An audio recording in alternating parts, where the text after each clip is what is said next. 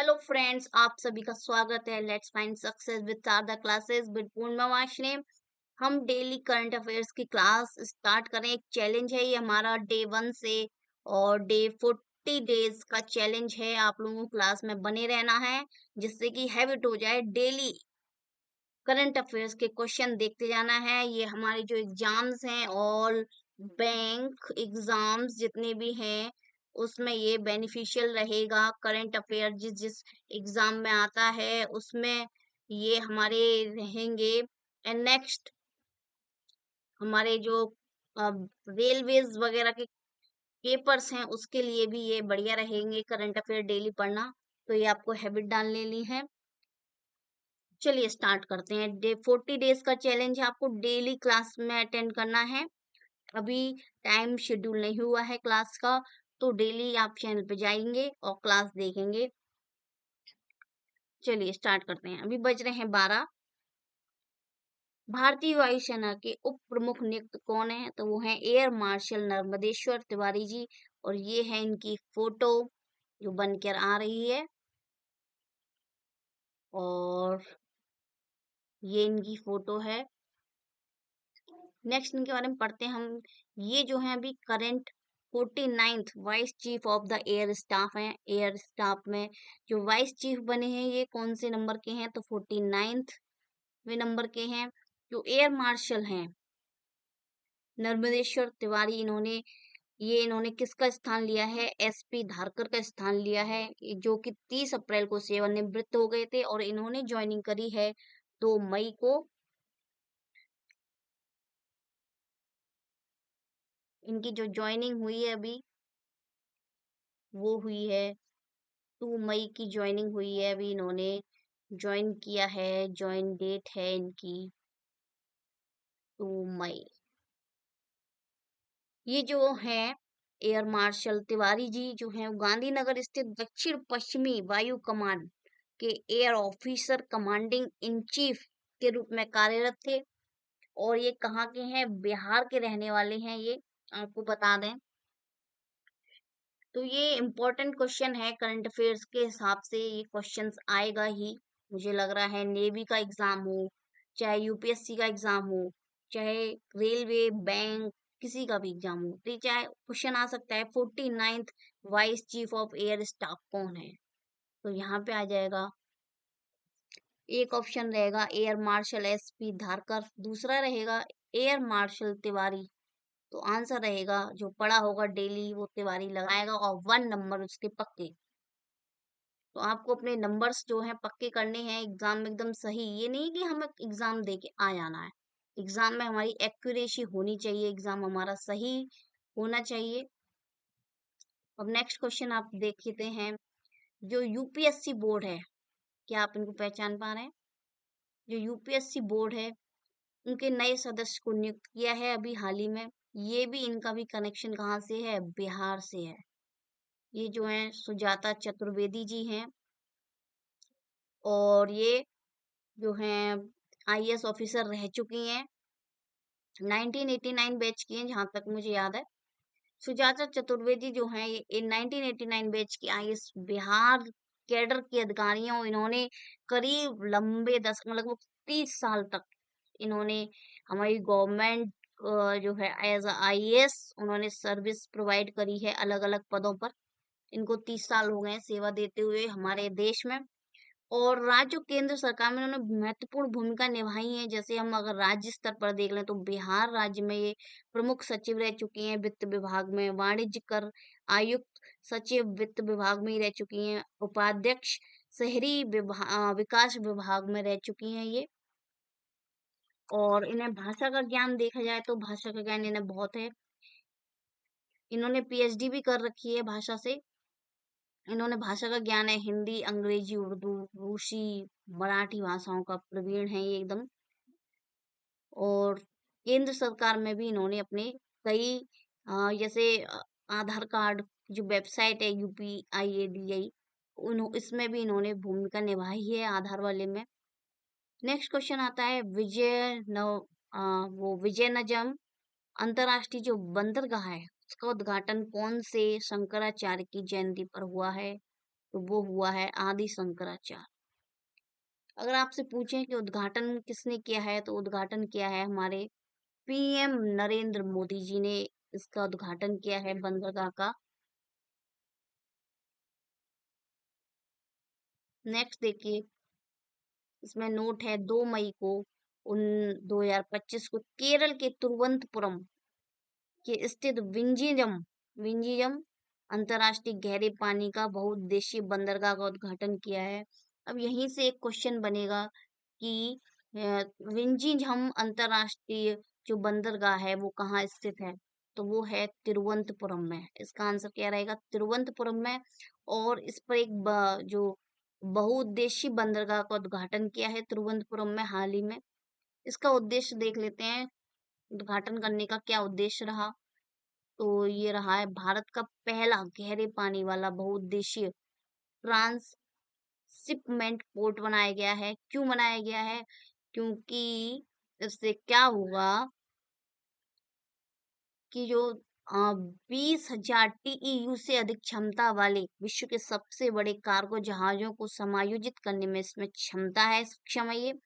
अंतरराष्ट्रीय शिपिंग मार्ग से मात्र 10 नॉटिकल मील की दूरी पर स्थित है। अगर अंतरराष्ट्रीय शिपिंग से इतनी दूर, मतलब थोड़ा सा ही दूर है अंतरराष्ट्रीय मार्ग से, तो यहाँ पे इसमें बेनिफिट होगा। क्योंकि पहले हम दूसरों के जहाज हम यूज करते हैं तो हमें उसमें क्या देने पड़ते हैं? रुपए। पर लेकिन अब जब अपना बंदरगाह बन गया अंतरराष्ट्रीय मार्ग की शिपिंग मार्ग के पास, तो वहां पर हमारे रुपए पूरे पूरे बचेंगे। पब्लिक प्राइवेट पार्टनरशिप रहेगी यहाँ पर। मॉडल के तहत अडानी पोर्ट्स द्वारा संचालित रहेगा ये। मतलब इसमें प्राइवेट वाला जो है वो है, यहाँ पर पार्टनरशिप कर ली है इन्होंने प्राइवेट कंपनी से, गवर्नमेंट ने हमारी, की ताकि हमारी जो व्यवस्थाएं हैं वो अच्छी से चलें। इसलिए इन्होंने व्यवस्था करी है। अडानी जी से इन्होंने पोर्ट का संचालन होगा। उसमें ऑप्शन आ जाएगा कि किस पब्लिक प्राइवेट पार्टनरशिप किसके साथ करी है इस बंदरगाह के लिए। तो आपका उसमें ऑप्शन आएगा रिलायंस, अडानी, और 2 ऑप्शन और आएंगे। तो आप अडानी जो, देखिए क्वेश्चन जो आते हैं वो सीधे सीधे नहीं आते, क्वेश्चन आते हैं डीप, अंदर से। अब इसके उद्देश्य और लक्ष्य देखते हैं। ट्रांसशिपमेंट के लिए भारत के विदेशी बंदरगाहों पर 75% निर्भरता को कम करना। 75%, देखिए बंदरगाह बनते ही क्या हो गया, 75% इसकी निर्भरता कम हो जाएगी। किसकी? विदेशी बंदरगाहों की हमारे पास।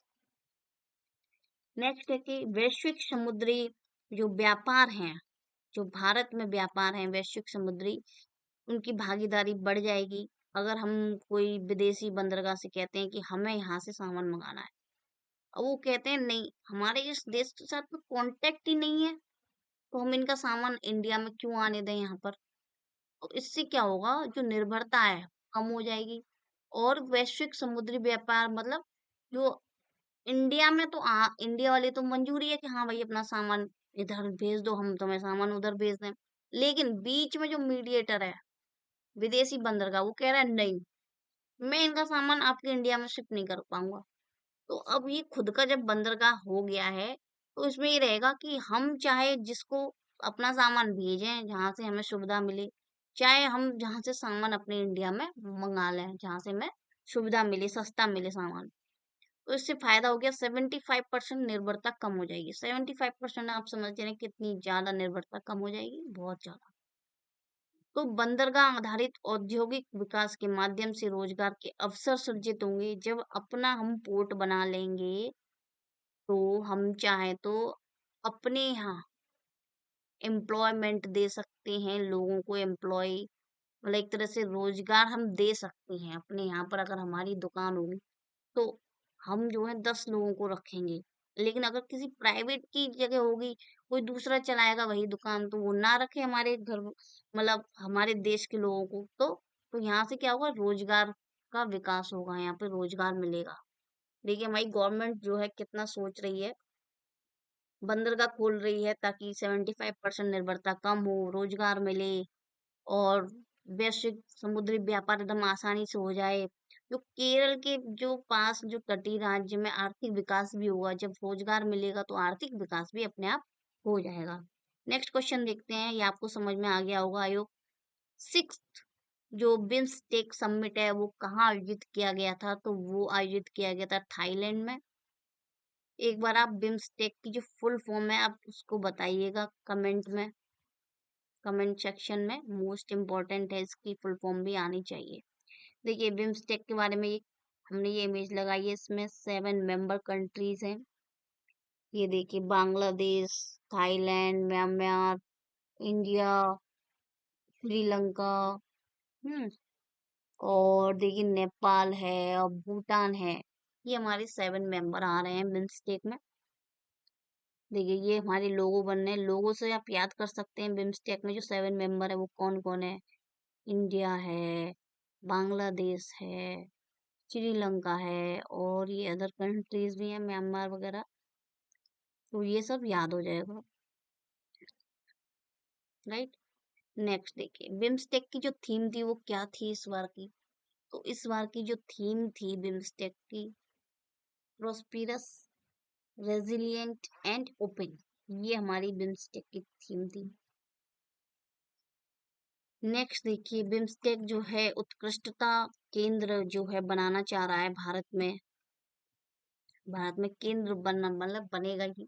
तो भारत ने आपदा प्रबंधन और सतत समुद्री परिवहन, देखिए बिम्स्टेक का कनेक्शन हो गया नहीं हो गया, जो केरल में अभी बंदरगाह ओपन हुआ है, समुद्री परिवहन, पारंपरिक चिकित्सा, कृषि में अनुसंधान प्रशिक्षण पर ध्यान केंद्रित करते हुए भारत में बिम्स्टेक उत्कृष्टता का केंद्र स्थापित करने की घोषणा की है। भारत के यूपीआई को बिम्स्टेक भुगतान प्रणालियों से जोड़ने तथा बेंगलुरु में बिम्स्टेक ऊर्जा केंद्र को चालू करने की पहल भी की गई है। कहाँ पर पहल की गई है? बेंगलुरु में।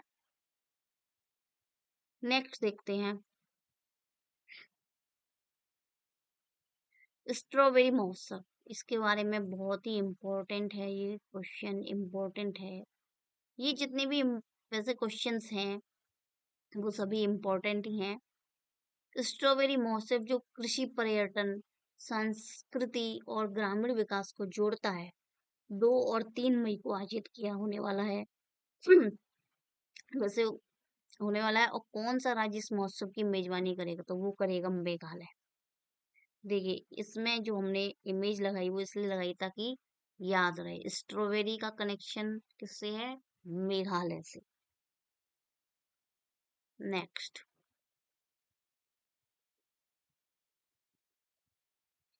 अप्रैल 2025 में भारतीय स्टेट बैंक एसबीआई ने land ports authority of India मतलब एलपीएआई के साथ एक समझौता ज्ञापन मतलब एमओयू, जिसमें लोग अ, जो समझौता करते हैं, तो एक एमओयू एक करके डॉक्यूमेंट होता है, उस पर लोगों को साइन करना रहता है कि हम ये शर्त कर रख रहे हैं इस प्रोजेक्ट को स्टार्ट करने के लिए। एमओयू एक प्रोजेक्ट को स्टार्ट करने से पहले एमओयू पे साइन करना रहता है। शायद कोई 2 यूनिवर्सिटी हैं वो एक दूसरे के साथ समझौता करती हैं, तो वो एमओयू गवर्नमेंट में भी, अब देखिए ज्ञापन को एमओयू बोला जाता है, उस पर हस्ताक्षर किए हैं जो चल्ला श्रीनिवासुलु शेट्टी या सीएस शेट्टी हैं। 28 अगस्त 2024 को भारत के सबसे बड़े वाणिज्य बैंक एसबीआई के अध्यक्ष बने हैं। कौन सी अध्यक्ष हैं ये? 27th। अब आ जाएगा क्वेश्चन यहाँ पर, जो सीएस शेट्टी हैं वो भारत के सबसे बड़े वाणिज्य बैंक एसबीआई के अध्यक्ष कौन है? तो अब यहाँ पर आपको पढ़ा होगा सीएस शेट्टी भाई कब हुई, कब बने? 28 अगस्त 2024 को। इन्होंने किस पे एमओयू पे साइन किया है? तो आ जाएगा land post authority of India पर इन्होंने ज्ञापन पे साइन किया है। कौन से हैं ये अध्यक्ष? एसबीआई के 27वें में अध्यक्ष हैं। तो ये क्वेश्चन 3 क्वेश्चन बन जा रहे हैं एक क्वेश्चन से, आप देखें तो इस तरह से हमें तैयार करते चलना है। आयुष्मान जो भारत है वो योजना किस वर्ष शुरू की गई थी? तो वो शुरू की गई थी 2018 में। और इसको शुरुआत करते टाइम कौन थे प्रधानमंत्री? तो वो थे प्रधान नरेंद्र मोदी जी। इसमें क्या है देखिए, प्राइवेट सरकारी अस्पतालों में होगा कैशलेस इलाज। 50 करोड़ लोगों को सीधा फायदा। 5 लाख रुपए प्रति वर्ष मुफ्त इलाज होगा। 10 करोड़ जरूरतमंद परिवार जो होंगे संभावित उनको फायदा मिलेगा। तो आयुष्मान कार्ड आपने देखा है लोग बनवाते हैं, तो वो इसीलिए बनवाते हैं ताकि कभी इमरजेंसी रहे तो कैशलेस ट्रांजैक्शन हो जाए। नेक्स्ट देखते हैं आयुष्मान भारत जो योजना के शुभारंभ के उपलक्ष्य में हर साल 30 अप्रैल को आयुष्मान भारत दिवस मनाया जाता है। अब क्वेश्चन आएगा आयुष्मान भारत दिवस कब मनाया जाता है? मनाया जाता है 30 अप्रैल को। कब शुरुआत हुई? 2018 में। कौन थे प्रधानमंत्री उस टाइम पे? श्री नरेंद्र दामोदर दास मोदी। इसमें कितने का प्रतिवर्ष मुफ्त इलाज है? तो वो है 5 लाख का। प्राइवेट और सरकारी अस्पतालों में क्या कैशलेस सुविधा है इसके थ्रू? तो हाँ है ना? तो ये है। नेक्स्ट आता है किस वर्ष बम्बई राज्य 2 भागों में विभाजित हो गया जिससे महाराष्ट्र और गुजरात का जन्म हुआ? बम्बई जो राज्य था वो 2 भागों में डिवाइड हो गया जिससे किससे 2 राज्यों का विकास हुआ? महाराष्ट्र और गुजरात। 1 मई को उनका राज्य दिवस मनाया जाता है। कौन से ऐसे 2 राज्य हैं जिनका भारत में राज्य दिवस मनाया जाता है? कौन सी 2 स्टेट हैं? तो वो है महाराष्ट्र और गुजरात। 1 मई को राज्य दिवस मनाया जाता है। अब हमारे ये रहे 5 क्वेश्चंस जो आपको कमेंट सेक्शन में बताने होंगे। बहुत इजी और बेसिक क्वेश्चंस हैं। Who was the first governor of in RBI? अगर हम कहें इंडियन कौन थे, दोनों अलग हैं। एक इंडियन है और एक इंडिया के फ्रीडम से पहले के हैं। एक आता है when was RBI established? RBI की स्थापना कब हुई? आप ये बताइए। Who is the deputy governor of RBI? अभी डिप्टी गवर्नर आरबीआई के कौन है ये बताइए। जो मनमोहन सिंह जो हमारे पूर्व प्रधानमंत्री जी थे वो कौन से नंबर के आरबीआई के गवर्नर थे? और when did plastic currency start in India? Plastic currency की शुरुआत इंडिया में कब हुई? ये 5 क्वेश्चंस हैं जिसका आपको आंसर कमेंट सेक्शन में देना है। डेली 5 ऐसे क्वेश्चंस रहेंगे जो बैंक से रिलेटेड रहेंगे। उन 5 क्वेश्चंस का आपको आंसर देना है डेली कमेंट सेक्शन में। आपको फर्स्ट डे से 40 डेज तक बने रहना है जिससे कि आपकी हैबिट में आ जाए करंट अफेयर रीड करने की। फिर हमको कंटिन्यू बने रहना है। जब भी आप कनेक्ट होंगे चैनल पे, चैनल को सब्सक्राइब करें, लाइक करें, शेयर करें। अगर आप नए हैं तो सब्सक्राइब करें और अगर आप पुराने हैं तो कंटिन्यू बने रहिए। Thank you so much.